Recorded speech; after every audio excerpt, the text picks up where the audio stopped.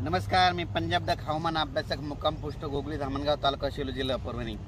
राज्यामध्ये 4 जुलैपासून ते 10-11 जुलैपर्यंत जोरदार पाऊस पडणार आहे। वडे नाले वाहणारा पाऊस पडणार आहे। ठिकठिकाणी छोटे छोटे तळे असतील तर त्याच्यामध्ये पाणी येणार आहे, म्हणून हा अंदाज लक्षात घ्यायचा।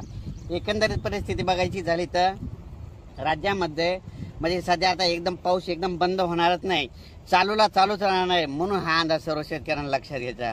अचानक जर कधी वातावरण झालं तर लगेच एक मी ताबडतोब मेसेज देतच असतो, पण तरी परंतु सर्व शेतकऱ्याला सांगू इच्छितो ह्या 3-4 दिवसामध्ये 3 जुलैपर्यंत तुम्ही शेतीचे कामे आटपा, कारण की राज्यामध्ये 4 ते 10 दररोज वेगवेगळ्या भागात जोराचा पाऊस पडणार आहे, म्हणून हा अंदाज लक्षात घ्यायचा।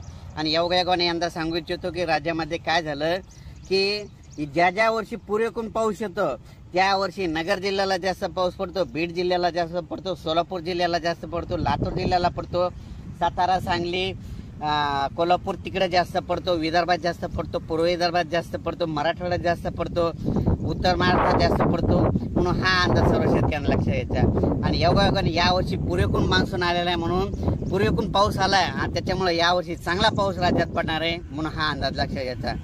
म्हणून सर्व परत सांगतो की राज्यामध्ये 4 जुलै ते 11 जुलैपर्यंत राज्यात चांगला पाऊस पडणार आहे, म्हणजे वडे नाले वाहणारा पाऊस असणार आहे। दररोज वेगवेगळ्या भागात पण पाणीच पाणी होणार आहे, म्हणून हा अंदाज सर्व शेतकऱ्यांना लक्षात घ्यायचा। अचानक वातावरणात बदल झाला तर लगेच एक मेसेज दिला झाला आहे।